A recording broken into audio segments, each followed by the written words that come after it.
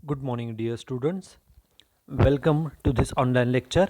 I am Mr. Rahul Pawar. In today's lecture, we are going to see another three examples on the topic short-term capital gain. In the previous few lectures, we have started with this topic, which is short-term capital gain. And already we have studied what is the meaning of capital asset, what is short-term capital asset, what is short-term capital gain. Then we have studied how to compute the short-term capital gain, and up to previous lecture we have seen near about 4 to 5 examples regarding computation of short-term capital gain. आत्तापर्यंत आपण short term capital gain हा जो topic आहे याचा theoretical part आणि काही examples पाहिलेले आहेत. सुरुवातीच्या लेक्चरमध्ये आपण कॅपिटल असेट म्हणजे काय, त्याच्यानंतर शॉर्ट टर्म कॅपिटल असेट म्हणजे काय, त्यानंतर शॉर्ट टर्म कॅपिटल गेन कशाला म्हटलं जातं, तो कॅल्क्युलेट करण्याचा फॉर्मॅट काय, आणि आपण जवळपास एक 4 ते 5 एक्झाम्पल्स ही या टॉपिकवरती पाहिलेली आहेत. Now in this particular lecture we are going to see another 3 examples in which we are going to see how to compute the short term capital gain on the agricultural land. एखाद्या व्यक्तीने जर agricultural land म्हणजेच शेतजमीन जर विकली असेल आणि त्यातून जर त्याला फायदा झाला असेल तर तो जो काही फायदा आहे, तो जो काही शॉर्ट टर्म कॅपिटल गेन आहे, याच्या संदर्भात इन्कम टॅक्सचे नियम काय आहेत ते नियम आणि याचे 3 एक्झाम्पल्स आपण या लेक्चरमध्ये पाहणार आहोत. Okay, for short term capital gain on agriculture land there is a specific section called section 54B. हा जो सेक्शन आहे सेक्शन 54B हा स्पेसिफिकली ॲग्रिकल्चरल लँड म्हणजेच शेतजमीन जर विकली असेल आणि विकून जर फायदा झाला असेल त्याच्यासाठीचा हा सेक्शन आहे. Okay, so let start with the first we will study what is this section. पहिल्यांदा आपण हा सेक्शन काय आहे हा सेक्शन पाहणार आहोत आणि त्याच्यानंतर या सेक्शन प्रमाणेचे 3 एक्झाम्पल्स पाहणार आहोत. Okay, first we will start with the theoretical part. Okay, this section is for capital gain on transfer that is on sale of agricultural land and section is section 54B. Agricultural land म्हणजे शेतजमीन. एखाद्या व्यक्तीने if any individual person sells his agricultural land and if he earns any gain, any profit, then that particular profit is taxable under section 54B. मग या सेक्शनमध्ये काय सांगितलंय ते आपण पुढे पाहणार आहोत. काय सांगितलंय बघा, capital gain arising to individual on transfer that is on sale of agriculture land is exempt from tax if the following conditions are satisfied. एखाद्या व्यक्तीने जर शेतजमीन विकली आणि शेतजमीन विकून जर त्याला काही फायदा झाला असेल, कॅपिटल गेन म्हणजे फायदा झाला असेल, तर हा जो फायदा आहे तो टॅक्सपासून एक्झम्प्ट म्हणजे माफ होऊ शकतो, म्हणजे त्याच्यावर टॅक्स द्यावा लागणार नाही. पण कधी, if the following conditions are satisfied. Okay, शेतजमीन विकून फायदा झालेला आहे, त्या फायद्याला आपण शॉर्ट टर्म कॅपिटल गेन म्हणतो, परंतु त्या फायद्यावर गव्हर्नमेंटला टॅक्स पेड करावा लागणार नाही जर ह्या पुढे दिलेल्या 2-3 कंडिशन ज्या आहेत, काही कंडिशन्स आहेत त्या जर आपण फुलफिल केल्या तर. कंडिशन्स काय आहेत? The first condition is such agricultural land may be short term capital asset. ती जी काय जागा आहे, जमीन आहे, ती शॉर्ट टर्म कॅपिटल असेट असावी. आता कोणत्या असेटला शॉर्ट टर्म म्हणतात ते आपण प्रिव्हियस लेक्चरमध्ये पण पाहिलेलं आहे. ॲग्रिकल्चर लँड ही इममुव्हेबल प्रॉपर्टी असते, त्यामुळे त्याला कालावधी 2 वर्षाचा असतो. म्हणजे खरेदी केल्यानंतर, शेतजमीन खरेदी केल्यानंतर 2 वर्षाच्या अगोदर जर ती असेट आपण विकली तर त्या असेटला शॉर्ट टर्म कॅपिटल असेट असं म्हटलं जातं. जमीन ही एका ठिकाणावरून दुसरीकडे नेता येत नाही, त्याला इममुव्हेबल प्रॉपर्टी असं म्हणतात. आणि प्रिव्हियस लेक्चरमध्येच आपण पाहिलेलं आहे की इममुव्हेबल प्रॉपर्टीसाठी हा कालावधी 2 वर्षाचा असतो. म्हणजे असेट खरेदी केल्यापासून, शेतजमीन खरेदी केल्यापासून 2 वर्षाच्या अगोदरच जर ती जमीन विकली आणि त्यातून फायदा झाला तर त्या असेटला शॉर्ट टर्म कॅपिटल असेट असं म्हटलं जातं. पहिली कंडिशन आहे की ती शेतजमीन शॉर्ट टर्म असावी, म्हणजे खरेदी करून फक्त 2 वर्षापेक्षा कमी कालावधीत झालेला असावा. This is first. Second condition is it was used by individual or his parents for agricultural purpose okay before the transfer. ती जी शेत जमीन आहे त्या जमिनीचा वापर शेतीसाठी त्या ओनरने किंवा त्याच्या घरातल्यांनी केलेला असावा. ओके, जी जमीन शेत जमीन विकतोय ते त्यामध्ये ॲक्च्युअल शेती केली जात असावी त्या स्वतः ओनरने किंवा त्याच्या घरच्यांनी. ही सेकंड बेसिक कंडिशन आहे. This is second. Third condition सगळ्यात महत्त्वाची, an individual should purchase new agricultural land. पहिली जी जमीन होती ती विकली आणि ते जे विकून पैसे मिळालेले आहेत त्या पैशामधून नवीन जमीन खरेदी केली पाहिजे. New land should be purchased. आणि किती दिवसामध्ये? Within 2 years from the date of sale of old agricultural land. जुनी जमीन विकल्यानंतर 2 वर्षाच्या अगोदर 2 वर्षाच्या आत आपण जमीन विकल्यानंतर 2 वर्षाच्या आत आपण नवीन शेतजमीन खरेदी केली पाहिजे. म्हणजे काय सांगितलं आहे तर पहिली जी जमीन आहे, सपोज पहिली एखादी जुनी जमीन होती ती आपण सेल केली आणि त्यातून पैसे मिळाले 15 लाख रुपये फॉर एक्झाम्पल. मग ही जमीन ज्या तारखेला विकली तिथून पुढे 2 वर्षाच्या अगोदर 2 वर्ष पूर्ण होण्याच्या पूर्वी आपण नवीन जमीन खरेदी केली पाहिजे. हा त्यांचा साधा सोपा नियम आहे की जुनी जमीन विकल्यानंतर 2 वर्षाच्या अगोदर आपण नवीन जमीन शेतजमीन ही खरेदी केली पाहिजे 2 वर्षाच्या आत. This is third condition. Fourth condition आहे की the capital gain from the sale of agriculture land is exempt to the extent of new agricultural land purchased. म्हणजे काय, सपोज पहिली जमीन विकून आपल्याला 15 लाख फायदा झालेला आहे, हा कॅपिटल गेन आहे. आणि या 15 लाखापैकी आपण नवीन जागासाठी 10 लाख रुपये गुंतवले नवीन जागा खरेदी करण्यासाठी. मग झालेला जो फायदा आहे 15 लाख त्याच्यामधून फक्त आपण नवीन किती रुपयाची जागा खरेदी केली? 10 लाखाची.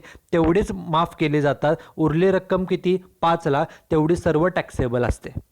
पण जर सपोज असं झालं की आपल्याला फायदा झालेला 15 लाख आणि आपण सगळ्याचा सगळा फायदा नवीन जागा खरेदी करण्यासाठी जर वापरला तर 15 लाख फायदा होता, त्यातनं हे 15 लाख नवीन जागेसाठी गेले, राहिली रक्कम शून्य. टॅक्सेबल रक्कम काहीही राहणार नाही. म्हणजे झालेला सर्व जो फायदा आहे तो पूर्णपणे माफ होऊ शकतो. किती? तुम्ही फायदा जो झालेला आहे त्यापैकी किती रुपये नवीन जमीन खरेदी करण्यासाठी गुंतवताय याच्यावरून ते ठरतं की टॅक्सेबल रक्कम होणार की नाही. काय सांगितलं बघा इथे, it means if entire capital gain is रिइन्व्हेस्टेड.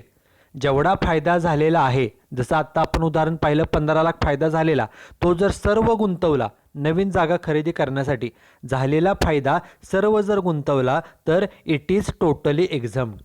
15 lakh फायदा होता, त्यातले 15च्या 15 गुंतवले म्हणजे राहिली रक्कम शून्य. सगळी रक्कम ही माफ झाली, काहीही टॅक्सेबल नाही. परंतु but if it is partially reinvested, जे आपण उदाहरण अगोदर पाहिलं 15 लाख फायदा होता त्यापैकी 10 लाखच गुंतवले, 10 लाखच आपण नवीन जागा खरेदी करण्यासाठी खर्च केले, तर 15 लाखामधून जेवढेची जागा खरेदी केली नवीन जागा 10 लाख तेवढे वजा केले, उरलेली रक्कम 5 लाख तेवढे असते टॅक्सेबल. बघा, only the amount reinvested is exempted. म्हणजे जेवढे गुंतवले 10 लाख तेवढी माफ होईल अँड बॅलन्स राहिलेत किती? 5 लाख तेवढी रक्कम असणारे टॅक्सेबल. ओके, त्यामुळे जुनी शेत जमीन विकून जो फायदा झालेला आहे त्यापैकी आपण किती गुंतवतोय नवीन जागेसाठी, नवीन जागेमध्ये तेवढा माफ होतो, तेवढा वजा केला जातो आणि जर काय रक्कम शिल्लक राहिली तर तेवढी असते ती टॅक्सेबल. त्यामुळे जर जमीन विकून शेत जमीन विकून जो झालेला फायदा आहे त्यातून जर आपल्याला टॅक्स वाचवायचा असेल तर नियम सांगतो 2 वर्षाच्या आत, जुनी शेत जमीन विकल्यापासून 2 वर्षाच्या आत आपण नवीन एखादी जमीन ही खरेदी केली पाहिजे. 2 वर्षाच्या अगोदर जमीन खरेदी केली पाहिजे आणि जो झालेला फायदा होता जुनी जमीन विकून झालेला फायदा तो नवीन जमीन खरेदी करण्यासाठी आपण खर्च केला तर जेवढे आपण इन्व्हेस्ट केलेत नवीन जमिनीमध्ये तेवढे आपल्याला सूट ही मिळते. हा एक पर्याय. आणि दुसरा काय पर्याय आहे, in case amount of capital gain is not utilised for purchasing new asset. जर आपण जो काय झालेला फायदा आहे जमीन विकून झालेला फायदा तो जर आपण नवीन असेट खरेदी करण्यासाठी खर्च केला नाही तर पर्याय काय, it should be deposited by him in the capital gain account scheme 1988 and should be used accordingly. जो झालेला फायदा आहे, दोन पर्याय दिलेले आहेत. इन्कम टॅक्स ॲक्टमध्ये व्यक्तीसाठी दोन पर्याय आहेत. एक पर्याय म्हणजे तुम्ही जुनी तुमची शेत जमीन विकली, त्यातून तुम्हाला काय 5 लाख 10 लाख 2 लाख फायदा झालेला आहे. तो जो फायदा आहे त्याच्यावर तुम्हाला गव्हर्नमेंटला टॅक्स द्यावा लागतो. पण जर तुम्हाला टॅक्स वाचवायचा असेल, टॅक्स सेव्ह करायचा असेल, पैसे वाचवायचे असतील, तर जो झालेला फायदा आहे, असेट विकून झालेला फायदा, त्या फायद्याचं तुम्ही काय करावं? दोन पर्याय आहेत. एक पर्याय म्हणजे तुम्ही नवीन जमीन खरेदी करावी, हा एक पर्याय. किंवा दुसरा पर्याय, तुम्ही ते जे पैसे आहेत, फायद्याचे पैसे, कॅपिटल गेनचे पैसे, झालेला प्रॉफिट, तो तुम्ही कॅपिटल गेन अकाउंट स्कीम 1988 मध्ये गुंतवावे. हे दोन पर्याय आहेत. हे जर केले तर आपला जो काय झालेला फायदा आहे तो तेवढ्यानं कमी केला जातो, जेणेकरून आपला टॅक्स हा वाचतो. हा जो सेक्शन आहे, सेक्शन 54B, हा सेक्शन त्याच्यासाठीच आहे की एखाद्या व्यक्तीने जर शेत जमीन विकून त्याला काय फायदा झाला असेल तर त्या फायद्याचं कॅल्क्युलेशन केलं जातं आणि टॅक्स वाचवण्यासाठी त्याला हे दोन पर्याय आहेत. एक म्हणजे नवीन जमीन खरेदी करणं आणि दुसरं म्हणजे कॅपिटल गेन स्कीममध्ये पैसे गुंतवणं. Okay, this is the theoretical part. Now let's start with the example on this particular concept. Okay, this is example number 6. Read the example carefully. Mr. Ramesh sells his agricultural land situated in urban area of Pune for rupees 28 lakh. व्यक्तीचं नाव काय आहे? Mister Ramesh. आपण पहिल्यांदा व्यक्तीचं नाव mention करतो example सोडवताना, mister Ramesh. आपल्याला शेवटी काय सांगितलं बघा, कॉम्प्यूट टॅक्सेबल गेन. आपल्याला topic short term capital gain आहे म्हणून सेकंड लाईनला लिहिलं computation of short term capital gain. आणि कोणत्या वर्षासाठी कॅल्क्युलेट करायला सांगितलं आहे? 21-22. It should be mentioned on the third line for assessment year 21-22. Okay, आपण कोणताही short term capital gain calculate करण्यापूर्वी आपण ह्या तीन गोष्टी मेन्शन करतो. पहिलं म्हणजे त्या व्यक्तीचं नाव मिस्टर रमेश आहे. ओके, ते आपण पहिल्यांदा मेन्शन करतो. त्यानंतर आपण काय कॅल्क्युलेट करतोय? Short term capital gain. आणि कोणत्या वर्षासाठी ते आपल्याला सांगितलेलंच आहे, असेसमेंट इयर 21-22. ह्या तीन गोष्टी आपण नेहमी मेन्शन करतो. आता एक्झाम्पल वाचा पहिल्यांदा. काय सांगितलं बघा, पहिल्या वाक्यामध्ये in the first sentence it is mention that mister Ramesh cells his agricultural land for rupees 28 lakh. म्हणजे त्यानं जमीन कितीला विकली? 28 लाखाला विकली. म्हणजे एवढ्याला जमीन विकली म्हणजे सेल केली, त्याला आपण म्हणतो सेल्स कन्सिडरेशन. किती रुपयाला विकले? 28 लाखाला. He had purchased this land. ही जी जागा आहे त्यानं खरेदी कधी केलेली? तर कितीला केलेली? तर 15 लाखाला खरेदी केलेली 19-20 मध्ये. 20-21ला ती विकली, जे आपण 19-20 लगेच 1 वर्षानं ती जमीन त्यानं विकली. खरेदी करताना 15 लाखाला खरेदी केलेली, म्हणजे ही झाली खरेदी किंमत. आपण त्याला कॉस्ट ऑफ ॲक्विजिशन असं म्हणतो. पुढे, ही हॅड स्पेंट रुपीज 1 लाख. त्याने 1 लाख कशासाठी खर्च केलेले? तर फॉर इट्स इम्प्रूव्हमेंट. त्या जे काय जमीन आहे त्याच्या इम्प्रूव्हमेंटसाठी, सुधारण्यासाठी 1 लाख खर्च केलेला. इम्प्रूव्हमेंट त्याला आपण कॉस्ट ऑफ इम्प्रूव्हमेंट असं म्हणतो. He incurred transfer expenses rupees 50,000. Asset विकण्याचा खर्च, सेलिंग एक्सपेन्सेस त्याला म्हणतात ट्रान्सफर एक्सपेन्सेस, तो आहे 50,000. पुढे सांगितलं आहे इन 2021 जमीन विकल्यानंतर he purchased an agriculture land near Pune for rupees 10 lakh. त्यानं पहिली जमीन विकली आणि नंतर त्याने ही 10 लाखाची नवीन खरेदी केलेली आहे. आणि आपल्याला सांगितले compute short term capital gain. आता आपण नेहमीप्रमाणे पहिल्यांदा व्यक्तीचं नाव लिहितो mister Ramesh, computation of short term capital gain आणि असेसमेंट इयर 21-22. नेहमीप्रमाणे फक्त दोनच कॉलम, एक म्हणजे पर्टिक्युलर्स आणि दुसरा म्हणजे अमाऊंट इन रुपीज. आता पाठीमागच्या लेक्चरला आपण जे 3 एक्झाम्पल पाहिले, सेम त्याप्रमाणेच आपल्याला एक्झाम्पल सॉल्व करायचे. फक्त आपण एक बदल करू शकतो, तो केला तरी चालतो, नाही केला तरी चालतो. बदल काय बघा, पहिल्यांदा सांगितले जमीन कितीला विकली? तर 28 लाखाला. 28 लाखाला जमीन विकली, आपण त्याला म्हणतो सेल्स कन्सिडरेशन. किती? 28 लाख रुपये. जमीन विकली 28 लाखाला, परंतु ती जमीन विकण्याचा खर्च किती आहे? तर विकण्याचा खर्च आहे 50,000 रुपये. त्यातनं ते लेस केलं, लेस ट्रान्सफर एक्सपेन्सेस 50,000. हे इथून लेस केल्याचा फायदा काय होतो आपल्याला? आपण 28 लाखाला जमीन विकली, विकण्याचा खर्च 50,000, म्हणजे खर्च जाऊन आपल्याकडे राहिले किती रुपये? तर 27,50,000. त्याला नाव द्यायचं नेट सेल्स कन्सिडरेशन. आपण पाठीमागच्या लेक्चरमध्ये जी 3 एक्झाम्पल पाहिली त्यामध्ये हे जे ट्रान्सफर एक्सपेन्सेस आहेत ते इथं आपण 3 नंबरला घेत होतो. ते तसं घेतलं तरीसुद्धा चालतं, कॅल्क्युलेशनमध्ये काही फरक पडत नाही.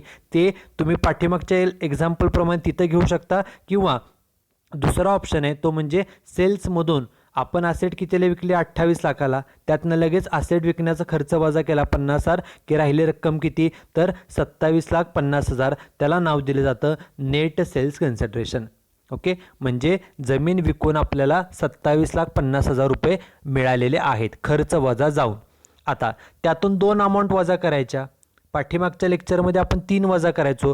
पहिले अमाऊंट काय? कॉस्ट ऑफ ॲक्विजिशन, म्हणजे खरेदी किंमत. बघा एक्झाम्पलमध्ये सांगितलेलं, ही जागा किती रुपयाला खरेदी केलेली? तर 15 लाखाला. त्याला म्हणायचं cost of acquisition 15 lakh. Okay, ते आपण इनर कॉलमला लिहिलं तरी चालेल. हे एक. दुसरं घ्यायचं असतं कॉस्ट ऑफ इम्प्रूव्हमेंट. इम्प्रूव्हमेंटचा खर्च किती केलेला बघा? तर इथं सांगितले ही हॅड स्पेंड 1 लाख रुपये. हा इम्प्रूव्हमेंटचा खर्च आहे, तो घेतला 1 लाख रुपये. आपण पाठीमागच्या लेक्चरमध्ये तिसरे अमाऊंट घ्यायचो ट्रान्सफर एक्सपेन्सेस, ते ऑलरेडी आपण वरती घेतलेलं आहे, त्यामुळे आता घ्यायची आवश्यकता नाही. मग आता काय करायचं आहे? नेट सेल्स कन्सिडरेशन आहे 27,50,000. असेट विकून 27,50,000 मिळाले. त्यातून ह्या ज्या 2 अमाऊंट आहेत 15 लाख आणि 1 लाख, हे काय करायचे आहेत? लेस करायचे. मग 27,50,000तून हे 15 आणि हे 1 असे 16 लाख गेले, वजाबाकी किती राहिली? तर 11,50,000. बरोबर, उत्तर प्लस आले, म्हणजे हा फायदा आहे. त्याला नाव दिलं शॉर्ट टर्म कॅपिटल गेन. म्हणजे ही जी जमीन आहे, ही जमीन आहे 15 आणि 1 16 लाखाची. 16 लाखाची जमीन 27,50,000ला विकली, म्हणजे आपल्याला 11,50,000 एवढा फायदा झाला. त्याला शॉर्ट टर्म कॅपिटल गेन असं म्हटलं जातं. आपण पाठीमागचे जे काही 5 एक्झाम्पल्स पाहिले तिथे आपण इथपर्यंतच कॅल्क्युलेशन करत होतो. शॉर्ट टर्म कॅपिटल गेन फक्त आपण कॅल्क्युलेट करत होतो. मात्र या एक्झाम्पलमध्ये काय सांगितले? हा जो फायदा झाला हा जमीन विकून, शेत जमीन विकून झालेला आहे. आणि त्याला नियम काय? शेत जमीन विकून जो झालेला फायदा असतो त्या फायद्यातून जर आपण नवीन जमीन खरेदी केली तर तेवढ्यानं आपला हा जो फायदा आहे तो कमी होतो, आणि कमी होतो म्हणजे आपला टॅक्ससुद्धा कमी होणार आहे. मग बघा त्यांनी काय सांगितले?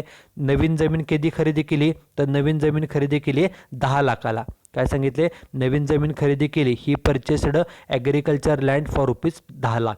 10 लाखाची नवीन खरेदी केली, आणि आपण त्यासाठी मगाशी सेक्शन पाहिलेलं आहे. सेक्शन काय आहे? Section 54B. म्हणून खाली लिहायचं बघा फक्त लेस एक्झम्पशन अंडर सेक्शन 54B.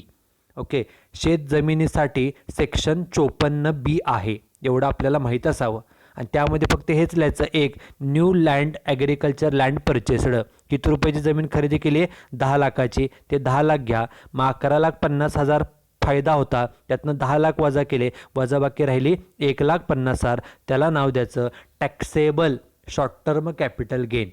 म्हणजे आता फायदा राहिला किती? फक्त 1.5 लाख रुपये. फक्त ह्या 1.5 लाखावरतीच हा फायदा शिल्लक आहे, एवढ्याच वरती फक्त टॅक्स द्यावा लागणार.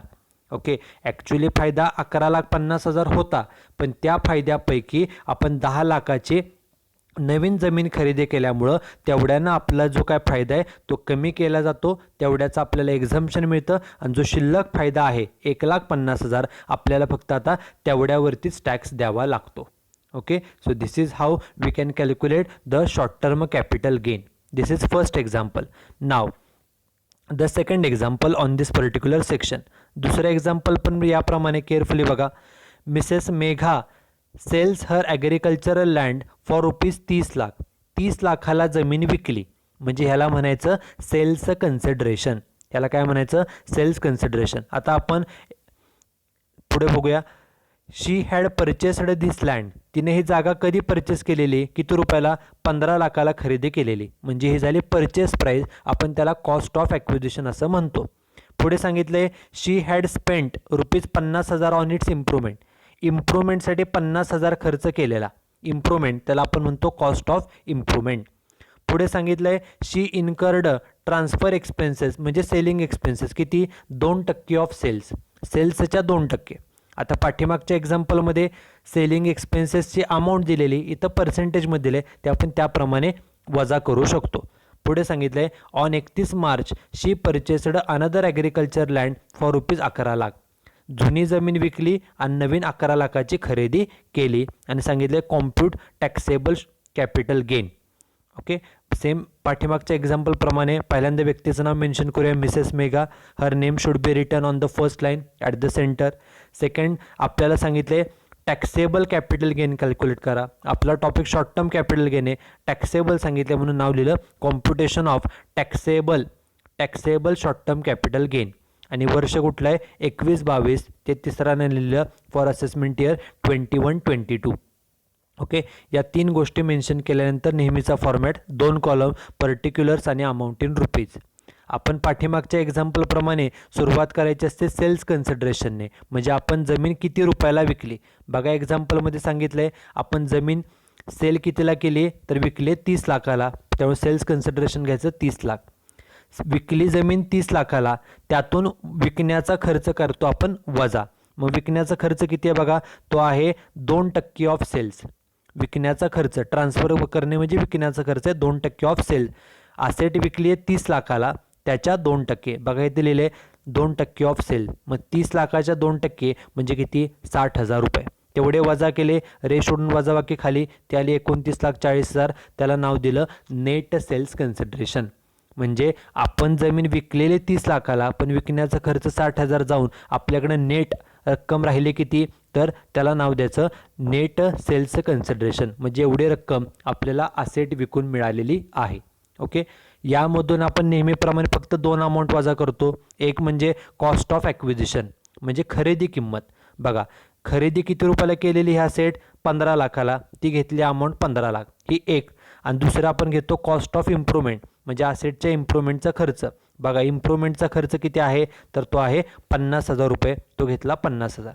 मग आपण नेट सेल्स कन्सिडरेशन 29,40,000 आहे, त्यातून हे 15 लाख आणि हे 50,000 हे काय करायचेत, लेस करायचेत. मग 29,40,000मधून ह्या 2 अमाऊंट वजा केल्या, रे सोडून वजाबाकी खाली किती आली, वजाबाकी आली 13,90,000. उत्तर प्लस आलं, म्हणजे हा फायदा आहे, त्याला म्हणायचं शॉर्ट टर्म कॅपिटल गेन. हा फायदा कसा आहे बघा, तर असेट आहे 15 लाखाची, 15 लाखाला खरेदी केलेली, 50,000 त्याच्या दुरुस्तीचा खर्च, असे 15.5 लाखाची असेट आपण 29,40,000ला विकली, जादा किमतीला विकली. किती जादा किंमत आहे, तर जादा किंमत आली 13,90,000. हा फायदा आहे, त्याला शॉर्ट टर्म कॅपिटल गेन असं म्हटलं जातं. ओके, हा शॉर्ट टर्म कॅपिटल गेन हा फायदा आहे. एवढा असेट विकून फायदा झालेला आहे. ही कोणती असेट आहे, तर ही शेत जमीन आहे, ॲग्रिकल्चरल लँड आहे. आणि ॲग्रिकल्चरल लँडसाठी सेक्शन 54B काय सांगतो, तर जमीन विकून जो काय फायदा होतो, त्या फायद्यापैकी जर आपण नवीन एखादी अजून शेतजमीन खरेदी केली, तर तेवढ्यानं आपला हा फायदा एक्झम्प्ट म्हणजे माफ केला जातो. बघा आपल्याला एक्झाम्पलमध्ये काय सांगितले, नवीन जमीन खरेदी किती रुपयाची केली, 11 लाखाची खरेदी केली. मग तेवढ्यानं 11 लाखानं आपला हा फायदा कमी होईल, कमी केला जातो. म्हणून एक ओळ जागा सोडून लेस एक्झम्पशन किंवा deduction under section 54B. Section 54B अंतर्गत ह्याचं एक्झम्पशन मिळेल, माफी मिळेल. कशाची, तर न्यू ॲग्रिकल्चर लँड परचेस्ड. किती जमीन खरेदी केली, 11 लाख, म्हणून 11 लाखाची सूट मिळेल. मग बघा आपला फायदा होता 13,90,000. त्या फायद्यापैकी आपण 11 गुंतवले, वजाबाकी राहिले किती 2,90,000. त्याला म्हणायचं taxable short term capital gain. Okay, एकूण फायदा 13,90,000 झालेला होता, परंतु त्या फायद्यापैकी आपण 11 गुंतवलेत नवीन जमिनी खरेदी करण्यासाठी, त्यामुळे राहिलेले फक्त जे 2,90,000 आहे तेवढेच फक्त असतात टॅक्सेबल. एवढ्याच फायद्यावरती फक्त टॅक्स हा द्यावा लागतो. ओके, फायदा जास्त होता जमीन विकून 13,90,000, परंतु सेक्शन 54B प्रमाणे तो फायदा आपण 2 ठिकाणी गुंतवू शकतो. एक म्हणजे नवीन ॲग्रिकल्चर लँड खरेदी करणे किंवा कॅपिटल गेन स्कीममध्ये गुंतवणे. तेवढ्यानं रक्कम माफ होते, एक्झम्प्ट होते, आणि उरलेली रक्कम फक्त taxable. Okay, this is second example on this particular section, section 54B. Now, the last example on this particular section, that is example number 8. शेवटचं एक्झाम्पल आहे बघा या सेक्शनचं. काय सांगितलं आहे, mister Manohar had purchased agriculture land for ₹14 lakh on 1 जानेवारी 2020. मनोहर नावाचे व्यक्ती आहेत, त्यांनी 1 जानेवारी 2020 या तारखेला ॲग्रिकल्चरल लँड परचेस केलेली, खरेदी केलेली. कितीला खरेदी केलेली? 14 लाखाला खरेदी केलेली, 14 लाखाला. He had spent 1 lakh for its levelling. त्या जमिनीचं लेव्हलिंग म्हणजे सपाटीकरण करण्यासाठी 1 लाख खर्च केलेला. लेव्हल करणे म्हणजे सपाटीकरण करणे म्हणजेच इम्प्रूव्हमेंट. हा झाला इम्प्रूव्हमेंटचा खर्च किती? 1 लाख रुपये. जागा खरेदी केलेली 14 लाखाला, खर्च केला 1 लाख. म्हणजे 14 लाख खरेदीचे आणि 1 लाख खर्चाचे असे झाले 15 लाख. पुढे ड्यू टू फायनान्शियल प्रॉब्लेम, काही आर्थिक प्रॉब्लेम असल्यामुळं he sells his land for ₹20 lakh. 20 लाखाला जमीन विकली. ओके, खरेदी केलेली 14 लाख आणि खर्च केलेला 1 लाख, 15 लाखात जमीन 20 लाखाला विकली म्हणजे फायदाच झालेला आहे. He incurred transfer expenses of ₹40,000. Transfer expenses म्हणजे सेलिंग एक्सपेन्सेस, जमीन विकण्याचा खर्च आहे ₹40,000. हा आपल्याला लागतो नेट सेल्स कन्सिडरेशन कॅल्क्युलेट करण्यासाठी. पुढे सांगितलं आहे, he deposited the entire capital gain. जेवढा फायदा झाला तो सर्व त्यांनी डिपॉझिट केला. कशामध्ये? In the capital gain account scheme 1988. जमीन विकून झालेला सर्व फायदा त्यांनी या स्कीममध्ये गुंतवला, सर्वच्या सर्व फायदा गुंतवून टाकला. Compute taxable capital gain for assessment year 21-22. आपल्याला या व्यक्तीचा, मिस्टर मनोहर या व्यक्तींचा टॅक्सेबल कॅपिटल गेन कॅल्क्युलेट करायचा आहे 21-22 साठी. मग व्यक्तीचं नाव काय? मिस्टर मनोहर. पहिल्यांदा त्यांचं नाव मेन्शन करायचं, मिस्टर मनोहर. आपल्याला काय कॅल्क्युलेट करायला सांगितले? Taxable gain. म्हणून सेकंड लाईनला लिहिलं computation of taxable short term capital gain. आणि कोणत्या वर्षासाठी? तर असेसमेंट इयर 21-22 हे लिहायचं तिसऱ्या लाईनला, फॉर असेसमेंट इयर 21-22. ओके, या 3 गोष्टी मेन्शन केल्यानंतर फॉर्मॅट ड्रॉ करायचा. 2 कॉलम पर्टिक्युलर्स आणि amount in rupees. Okay, 2 column फक्त आपल्याला ड्रॉ करावे लागतात. आता आपण नेहमी सुरुवात कशी करतो? तर सेल्सपासून. काय सांगितलं बघा, ही जागा कितीला विकली? ही जागा सेल केली 20 लाखाला. 20 लाखाला जागा विकली, सेल केली, आपण त्याला म्हणतो सेल्स कन्सिडरेशन. अमाऊंट कॉलममध्ये 20 लाख. ही जागा विकून मिळालेले पैसे आहेत 20 लाख. आता जागा विकण्याचा खर्च किती आहे? ट्रान्सफर एक्सपेन्सेस किती आहेत? तर 40,000. जागा विकली 20 लाखाला आणि खर्च आला 40,000. खर्चामुळे आपले पैसे कमी होतात म्हणून लेस ट्रान्सफर एक्सपेन्सेस 40,000. असेट विकून 20 लाख मिळाले होते, पण 40,000 खर्च झाला म्हणजे नेट रक्कम राहिली किती? फक्त 19,60,000. त्याला आपण नाव देतो नेट सेल्स कन्सिडरेशन. सेल्समधून खर्च वजा केला की आपल्याला नेट सेल्स कन्सिडरेशन मिळतं, ते आलं 19,60,000. म्हणजे शेत जमीन विकून आपल्याला निव्वळ नेट 19,60,000 रुपये मिळालेले आहेत, खर्च वगैरे विकण्याचा खर्च जाऊन. आता ह्या नेट सेल्स कन्सिडरेशनमधून आपण 2 अमाऊंट लेस करतो. एक म्हणजे खरेदी किंमत. आपण ही जमीन किती रुपयाला खरेदी केलेली? तर बघा, पहिल्याच वाक्यात सांगितले आपण ही जमीन कितीला परचेस केलेली? 14 लाखाला. त्याला म्हटलं कॉस्ट ऑफ ॲक्विजिशन, खरेदी किंमत 14 लाख.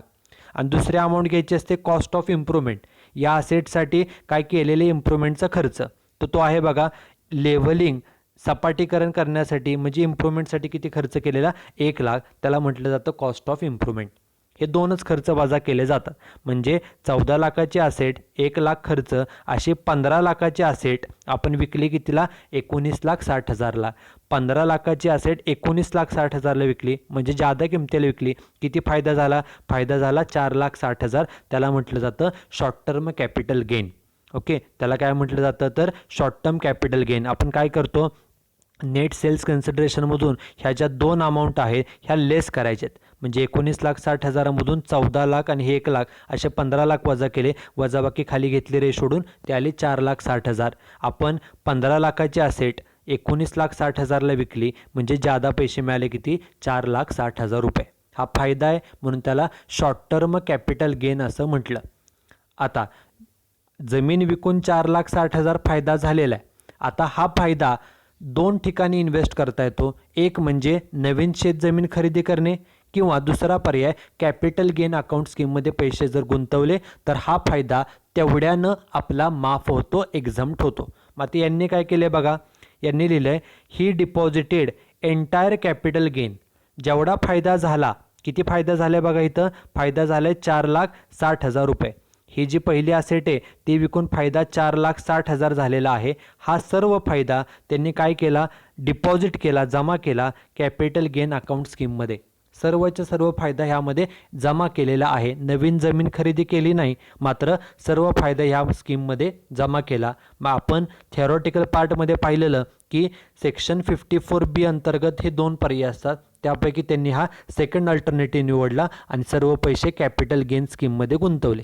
किती गुंतवले तेवढ्यानं आपला हा फायदा कमी केला जातो, तेवढ्याचं एक्झम्पशन मिळतं. म्हणून एक वेळ जागा सोडून लिहायचं लेस एक्झम्पशन अंडर सेक्शन 54B. ओके, जे आपण पाठीमागच्या दोन्ही एक्झाम्पलमध्ये पण हेच लिहिलं, लेस एक्झम्पशन अंडर सेक्शन 54B. फक्त पाठीमागच्या 2 एक्झाम्पलमध्ये त्यांनी ते पैसे नवीन जमीन खरेदी करण्यासाठी खर्च केलेले. इथं त्यांनी सगळे पैसे काय केले, कॅपिटल गेन स्कीममध्ये. किती गुंतवले त्यांनी एक्झाम्पलमध्ये सांगितलं आहे, he deposited entire capital gain. जेवढा फायदा झाला, फायदा झालेला 460, तो सगळ्याचा सगळा गुंतवला. मग 460 फायदा होता, त्यापैकी 460 सर्व रक्कम गुंतवली. सगळेचे सगळे रक्कम गुंतवली म्हणजे फायदा काय शिल्लक राहिला का, तर नाही, नील अमाऊंट राहिली. त्याला म्हटलं taxable short term capital gain. जमीन विकून फायदा 4,60,000 झालेला होता, परंतु सर्वच्या सर्व फायदा ह्या कॅपिटल गेन स्कीममध्ये गुंतवला. त्यामुळे फायदा काहीच शिल्लक नाही, त्यामुळे टॅक्सेबल रक्कम ही 0 म्हणजेच नील आलेली आहे. Okay, this is section 54B.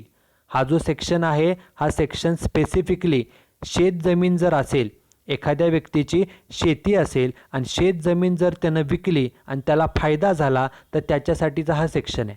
आणि या सेक्शनप्रमाणे 2 ऑप्शन्स दिलेले आहेत. एक तर ऑप्शन नवीन जमीन खरेदी करायची 2 वर्षाच्या आत, जुनी जमीन विकल्यापासून 2 वर्षाच्या आत नवीन जमीन खरेदी करा, हा पहिला पर्याय. आणि दुसरा पर्याय तो म्हणजे कॅपिटल गेन स्कीममध्ये ते पैसे तुम्ही इन्व्हेस्ट करू शकता. जेवढा तुमचा फायदा आहे त्यातील तुम्ही किती रक्कम इन्व्हेस्ट करताय नवीन जमीन खरेदी करण्यासाठी किंवा त्या कॅपिटल गेन स्कीममध्ये, तेवढ्यानं तुमचा शॉर्ट टर्म कॅपिटल गेन हा माफ केला जातो. आणि जर काही शिल्लक रक्कम राहिली तरच ते टॅक्सेबल असते. त्यामुळे टॅक्स कायदेशीर मार्गानं वाचवायचा असेल तर त्यासाठीचा हा एक पर्याय आहे. फक्त हा पर्याय कोणत्या असेटसाठी आहे, तर ॲग्रिकल्चरल लँडसाठी. शेत जमीन विकून जो फायदा होतो, तो फायदा शॉर्ट टर्म कॅपिटल गेनवरती टॅक्स पेड करण्याऐवजी हे 2 पर्याय जर वापरले तर आपला फायदा हा माफ होऊ शकतो, आपला इन्कम टॅक्स हा वाचवू शकतो. Okay, so these are the 3 examples on this particular section 54B. Okay, in today's lecture we studied the section 54B, which is applicable for capital gain on sale of agricultural land. We have seen the theoretical part, as well as we have seen 3 examples on how to compute the taxable short term capital gain under section 54B. Okay, we have seen 3 examples. You should write down these 3 examples and solution in your notebook. In the next lecture we will study another section and another examples on this particular topic. Okay, so that's it for this lecture. Thank you very much.